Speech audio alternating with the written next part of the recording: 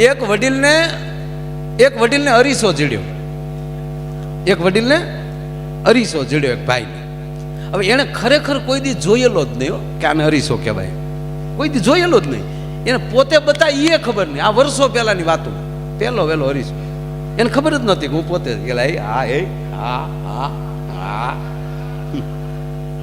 સાહેબ 2 મિનિટ બેસો, આ વાત પર નાખું ત્યાં હું આ એક વાત પૂરી કરી નાખું. અરીસા વાળી સોરી હો, અરીસો જડ્યો ગામડાનો માણસ, હાવ અભણ, કોઈ દી અરીસો જોયેલો નહીં, આને અરીસો કહેવાય. આપણે પોતે આવા બતાવી એ ખબર જ નહીં. અને એ તો આમ જો વાહ હે વાહ, હા કોક આવે ને તો તરત આમ પાછું છુપાવી દે, ભૈયા જાય તરત કરે વાહ વાહ. 3 દી ઘીરે જ ન ગયો. એની પત્નીને એમ થયું મારું ઘૂઘલું 3 દી થઈ ગયું ક્યાં. તે બેન ભાત લઈને ન્યા ગઈ, તેના પત્ની ન્યા ગયા ને ભાત લઈને ટિફિન લઈને, આમ જોતો હતો. એની પત્નીને આવતા જોઈ ગયો ને અને આને છુપાવી દીધું પાછું. એની પત્નીને શું મારા રોયે ક્યાંક છુપાવ્યું છે. જમવા બેસાડી, વાતવે વળગાડી અને ધીમેક દિન પછેડી લઈ લીધી. ખોલ્યું તો અરીસો, બિચારી એને નહોતો જોયો. એ ટકલ લઈ જઈ કે મારો રોયો ઘરે ક્યાંથી આવે.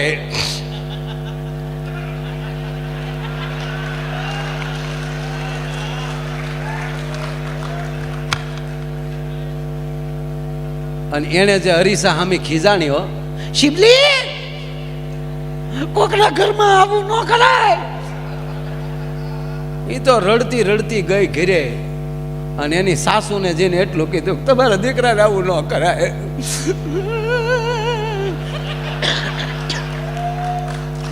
એના સાસુએ કીધું શું મારા દીકરે કર્યું, તમારા દીકરાને આવું ન કરાય. મને પૂછ્યું હોત તો હું ના ન પાડત, એક વાડીએ રેત ને એક ઘરે રે. પણ મને આવી રીતે નહોતી છેતરવી. પણ કે મારા દીકરે શું કર્યું એ તો કે બીજી બાઈ લાવ્યો, ક્યાં છે કા રહી. હવે એ ડોશીમાં એ બિચારે જોયેલું નહીં કોઈ દી અરીસો. તો ડોશીમાં એ મીડ્યા રડવા કે મારો રોયો લાવ્યો ને હાવ બુઢી લાવ્યો. સમજણ દે તો ભેગું ધન દે, નહીતર તારી સમજણ પાછી વાળ.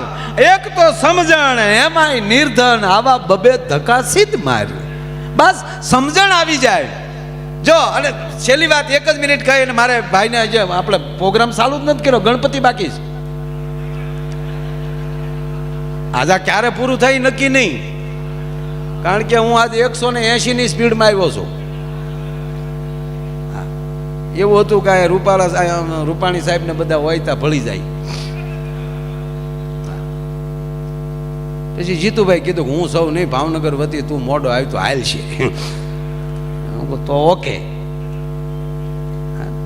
એટલે આજ કારે પૂરું થાય, હું બોલું એ કઈ નક્કી નથી. હજી પ્રોગ્રામ શરૂ કર્યો જ નથી, હજી પરિચય ક્યાં કોઈનો આપ્યો નહીં. તે તો પ્રોગ્રામ ચાલુ થાય એટલે પરિચય દેવાય ને કે અમારી સાથે ફલાણા ફલાણા આવ્યા છે, વગાડવાવાળા આ છે, મંજીરાવાળા આ છે, બોલવાવાળા આ છે, ગાવાવાળા આ છે.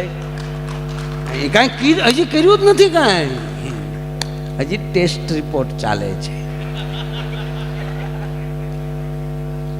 પણ એક વાત કહી અને હું કાર્યક્રમનો દોર આગળ વધારી. રૂપિયા જરૂરી છે, વાતું થાય કે રૂપિયા વગર ન ચાલે, રૂપિયા વગર વગર ન ચાલે નથી. ઘણા વાતું કરતા રૂપિયો હાથનો મેલ છે. અને અમુક તો સાહેબ આપણે ટીવી ચાલુ કરીએ ને તો 3-4 જણા તો રીહ માલી ટીવીમાં બોલતા હોય, એ લક્ષ્મી હે ઉસકે પીછે મત ડોટો દો, એ મિથ્યા હે. તો એ મેલ હોય તો ઉખેડીને તમે ફાળો કરજો ને, તમે તો શું કામે કરો. નહીં સાહેબ, પૈસા વ્યવસ્થા, રૂપિયા વગેરે હાલે જ નહીં. હાલ પેટ્રોલ પંપે ઉભા રહી 2 દુહા ગાઈ તો કઈ ટાંકી ફૂલ ન કરી દે પંપ વાળા. એ 4500 આપીએ ને ત્યારે કોગળો બહાર આવે ઘળક દે. પણ સર્વસ્વ નથી, એ વ્યવસ્થા છે.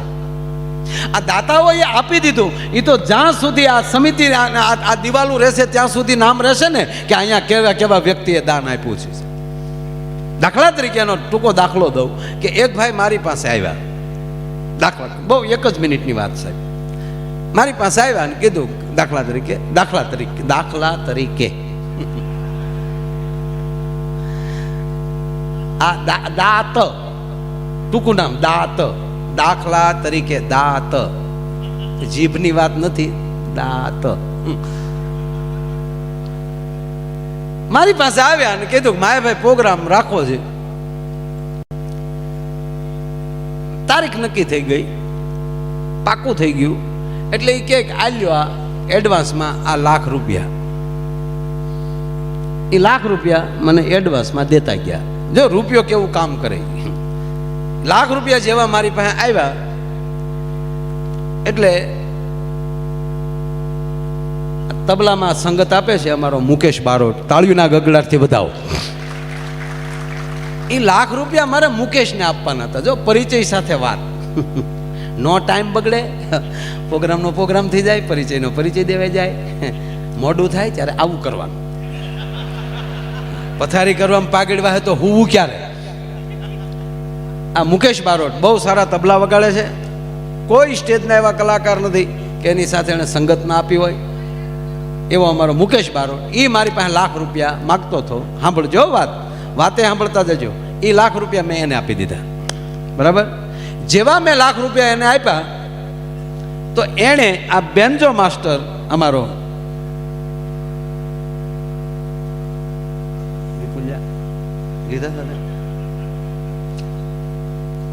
વિપુલ મકવાણા, એને જોરદાર તાળીઓથી વધાવો. એ ₹1,00,000 એને આપી દીધા. એને જો 1,00,000 મારી પાસે હતા, મેં આપ્યા 1,02,000 છા. એ લાખ અહીંયા વ્યા ગયા. એની પાસે અમારો મંજીરાનો માણીગર ભૂપતભાઈ મેર માગતા હતા. વધાવો તાળીઓના ગળાથી. એ ₹1,00,000 એને આપી દીધા. એ મેર સાહેબની પાસે અમારે મીર સાહેબ, મહેન્દ્ર મીર, આજના ભજનિક, બહુ સારા ભજન ગીતો, તમારો અહીંનું ઘરેણું છે, આ વિસ્તારનું ગૌરવ છે. એ મહેન્દ્ર મીર માગતા હતા. વધાવો તાળીઓથી મીરને. 1,00,000, 2,00,000, 3,00,000, 4,00,000 અને 5,00,000. 5,00,000નો વહીવટ થયો ને. પાછું બન્યું એવું કે એ મીર સાહેબ પાસે માયો આ હીર માગતો હતો, હું માગતો હતો. એણે મને આપી દીધા પાછા. મારી પાસે આવી ગયા. જ્યાં મારી પાસે એ પૈસા આવ્યા ને, ત્યાં જેણે પ્રોગ્રામ નક્કી કર્યો ને એ બીજે દી આવ્યો. મને કે માયાભાઈ વરસાદના હિસાબે પ્રોગ્રામ કાલનો જામનગરનો કાલનો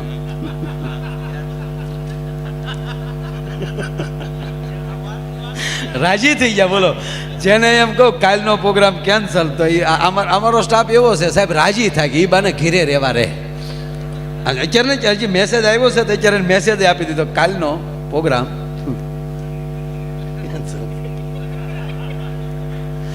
જે ભાઈએ પ્રોગ્રામ નક્કી કર્યો હતો એ આવીને કીધું ભાઈ પ્રોગ્રામ કેન્સલ છે. હવે એ ₹1,00,000 એ લઈને વયો ગયો. આમાં કોના ગયા સમજાય? એક જ ₹1,00,000 એ આટો મારી લીધો સમાજમાં. અને કોના, અને એક મૂળ હિંમત નથી હાલતી કે ચેક કરવાની કે ચેકી નાખવાની. પણ જો માયાભાઈ પાસે જ્યારે અહીંયા આવ્યા એ ભેગા જ આવી સમિતિમાં દાનમાં આપી દીધા હોત તો સાહેબ આ સમિતિઓ રહે ત્યાં સુધી એમ કહેવાય કે નામ અમર થઈ જાત. એમ રૂપિયો છે એનો સારું આવું દાન થવું જોઈએ. આવો રૂડું